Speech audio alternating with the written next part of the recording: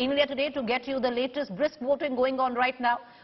68 seats in Himachal going to polls. What's going to be even more interesting is going to be the long wait, viewers, because the result of Himachal will come along the result of Gujarat, which is only on the 8th of December. Yes, the polling is on today, but the counting is on 8th of December, which makes a very, very long vote for the citizens of Himachal, or wait rather, for the citizens of Himachal. The reason why Himachal polling took place this early, as per the EC, was it's a hill state, it gets very cold, and understandably, as per the EC, that's why the dates were pushed a lot earlier than the state of Gujarat, which will poll in 2 phases, which is the 1st of December and the 5th of December. So counting will only take place on the 8th of December. That's where we'll know the results.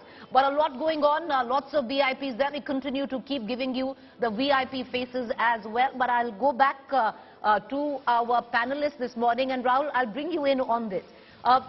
What would be the issues in Himachal? You know, it's a very different constituency than any other state. 98% Hindu, every second person upper caste, which is either a Rajput or a Brahmin.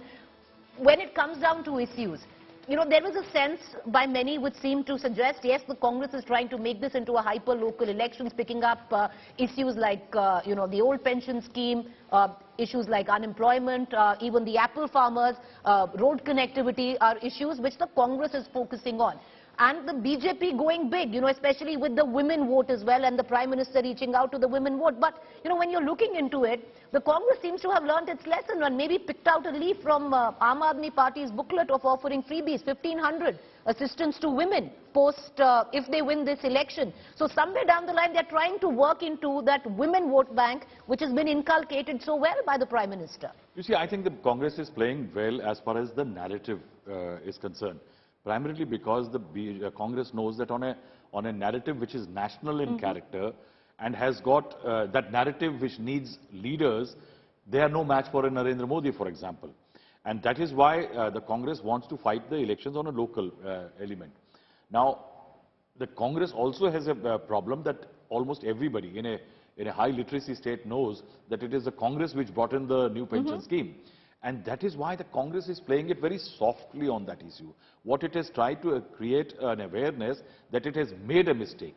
I think this is one of the very rare examples I've seen in the last few decades, where a political party is saying, yes, we made a mistake, but we will fight for getting it back. And I think that is a very important. And see, the pension scheme is a very critical issue. Why I say that? True. 2.5 lakh employees, 1.25 something lakh are covered under NPS. You see, if an employee retired as some 30,000, 40,000 rupees at one time when the old pension scheme was there, 50% of the basic salary would have been their pension.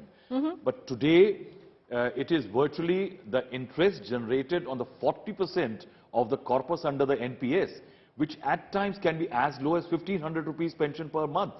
Now, what it has meant that in a state like Himachal, where employment is very poor, government is the only employer virtually, in that state, people after retirement from the government services have to join back the workforce.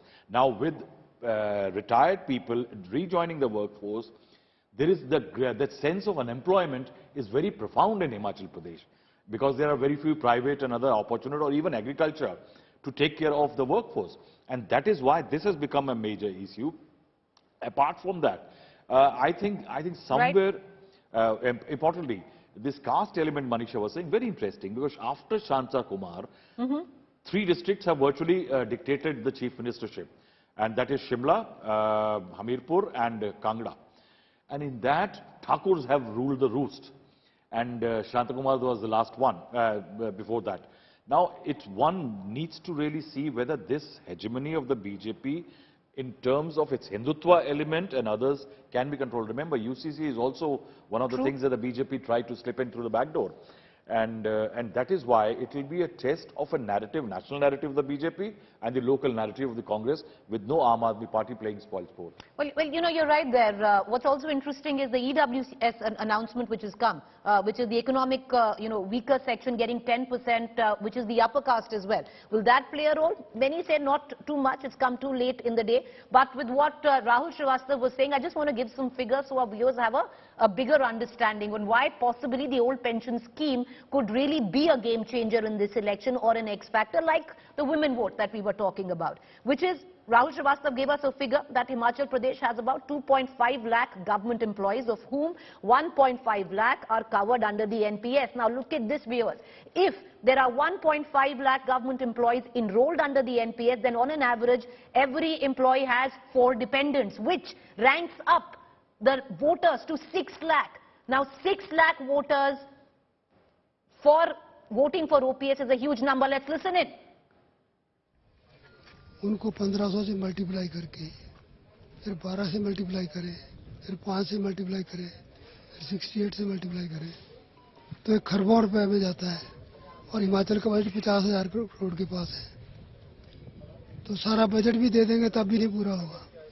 अब की बार टक्कर सीधी कांग्रेस और भाजपा के बीच में, लेकिन एक ऐसा कह लीजिए महत्वाकांक्षी नेताओं का दल भी है जिनको हम लोग इंडिपेंडेंट कहते हैं। भाजपा में सबसे ज्यादा असर आपको लगता है कि ये चुनाव को प्रभावित करेंगे? देखिए, हिमाचल प्रदेश में टक्कर हमेशा 2 पार्टियों में ही रही है, तीसरा विकल्प या कभी उभर ही नहीं पाया। और जहां तक जो लोग इंडिपेंडेंट खड़े हैं उनकी बात है, ज्यों-ज्यों वोट का दिन नजदीक आता है तब तक लोग समझ जाते हैं जिसके पास चुनाव चिन्ह है वही पार्टी का उम्मीदवार है। और आपने सुना होगा जितने विद्रोही हैं सब यही बोल रहे हैं कि जीत कर हम बीजेपी में ही जाएंगे, तो वो जीत कर आएंगे, उससे पहले जो जिनको टिकट मिला है वो ही जीत जाएंगे। सर, बागवानों ने आपकी बार एक बड़ा सवाल उठाया कि जो फलों के दाम है वो कॉरपोरेट घराने या फिर जो निजी खरीदार है वो तय करते हैं, और कांग्रेस की सरकार अगर बनेगी तो वो एक कमीशन बनाएंगे। आपको लगता है कि पहले से ऐसा होता है कि ये अभी ऐसा हुआ? कांग्रेस ने कभी कमीशन नहीं बनाया। न्यू पॉज जो लाए वो भी हम लाए, जो कोल्ड स्टोरेज के प्रावधान किया हमने किया, ग्रेडिंग का प्रावधान हमने किया, एंटी हेलगन हम लाए थे। तो कांग्रेस ने तो केवल बातें की है। और जहां तक जीएसटी की बात एक और कर रहे हो, वो स्टेट गवर्नमेंट ने पहले कह दिया कि हम कंपनसेट करेंगे।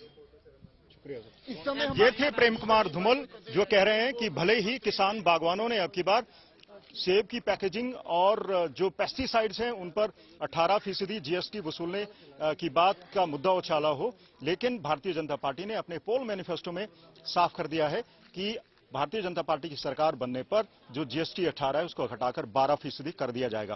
प्रेम कुमार धूमल कांग्रेस के एक वायदे की खिल्ली भी उड़ाते प्रतीत हो रहे हैं, जिसमें कहा गया है कि अगर राज्य में कांग्रेस की सरकार बनती है तो हर महिला को हर महीने 1800 पर जिनकी उम्र है उनको 1500 रुपए देंगे, क्योंकि हिमाचल सरकार के खजाने में कभी भी इतना पैसा नहीं आ सकता। कैमरा पर्सन अमन गुप्ता के साथ मंजीत सहगल, समीरपुर, आज तक।